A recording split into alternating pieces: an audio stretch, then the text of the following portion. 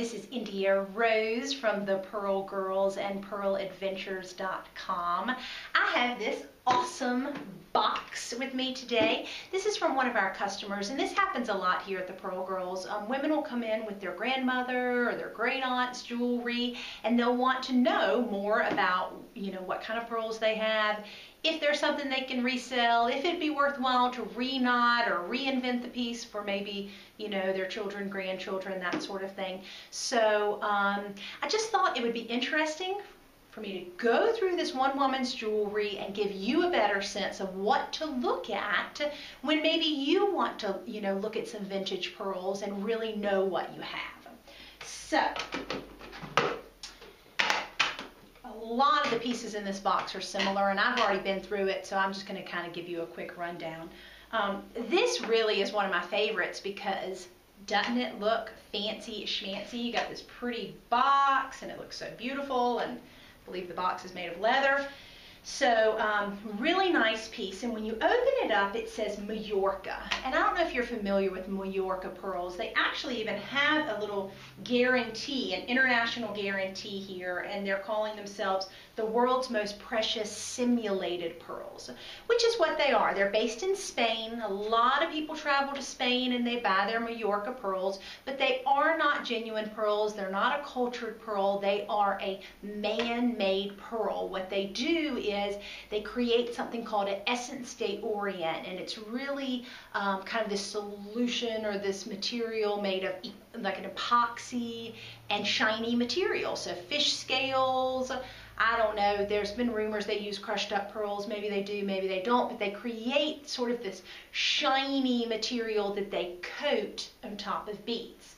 So in a vintage Majorca pearl necklace like this one, really that material has started rubbing off. So like I told, our friend that came here to the Pearl Girls, really, there's not much left of this necklace, and I'll just show you a few up close shots.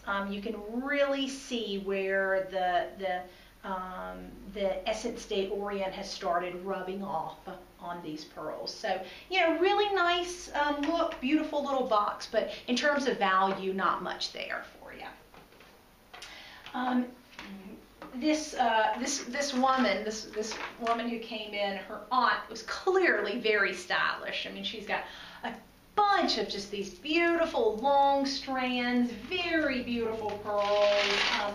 Look at this one. I mean, a big double strand with just a great clasp. We've got some maybe some dragon heads and a ball and double strand, a few others. Yeah, just long, beautiful, a sort of clasp that looks like it's a simulated Mabe type pearl on gold, or a gold plate or a gold look type thing. All of these strands, it doesn't take much to figure out that they are in fact fake. Now, if you recall, there is something called the tooth test, and it is when you rub pearls on your teeth. What I do is I like to rub them on the bottom of my teeth, and if they have a real smooth, if that pearl just rubs right across your tooth, you really know it's a fake pearl. If you feel grit, then you know that you're really feeling those interlocking crystals of a pearl, of an actual cultured pearl or genuine pearl. It's actually an organic gem, and that's how you know that it's a real pearl versus a fake pearl. So I don't even have to run these pearls across my teeth. I can tell you right off the bat that they are definitely imitation pearls, and one reason I know that is they are so smooth. My fingertips, I don't even need a tooth, my fingers run right across these pearls. They are all equally consistent. Their coloring, their surface quality, there isn't a blemish on these pearls unless the coating is actually rubbing off. They just look perfect. So perfect, in fact, that they are imitation pearls. So really you can tell these imitation pearls because They're absolutely perfect looking. I always say, you know, most pearls, because they are organic gems, they will have some surface imperfections.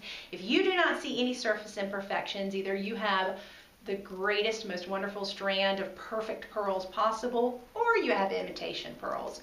And in this case, yeah, we're definitely dealing with some imitation pearls. So these are all different varieties of an imitation or fake pearl.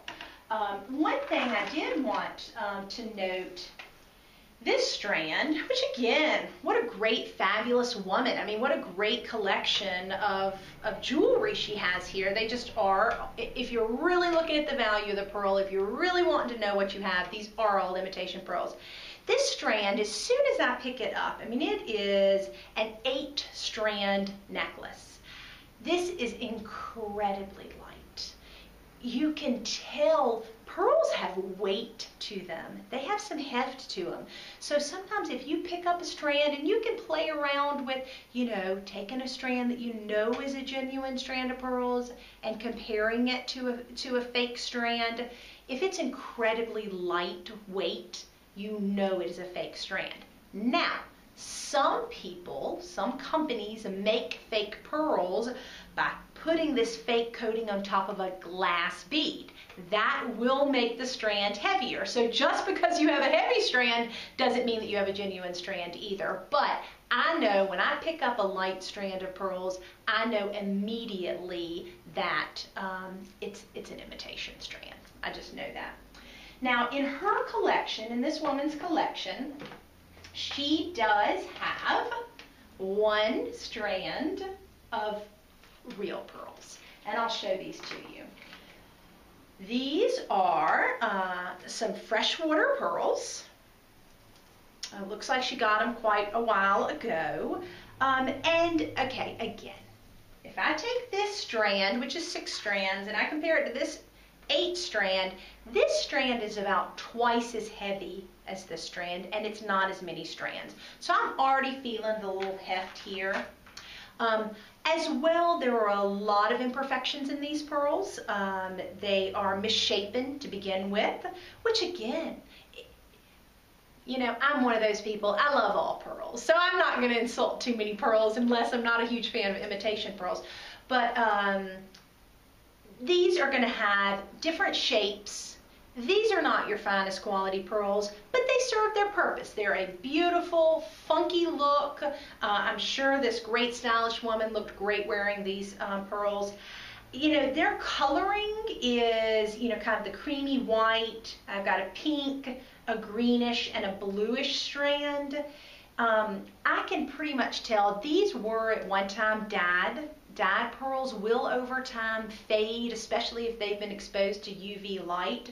So it appears to me this was probably, when she purchased it, a more vibrant, colorful looking necklace, but we see over time that these have faded. So this is a actual genuine strand. Like I said, it's the only one she has in her box. It appears she also has a little bracelet that she must have had reknotted and put on this little imitation pearl clasp. So these are, again, a genuine strand, the only genuine strand that she has, but we would consider this a lower quality pearl.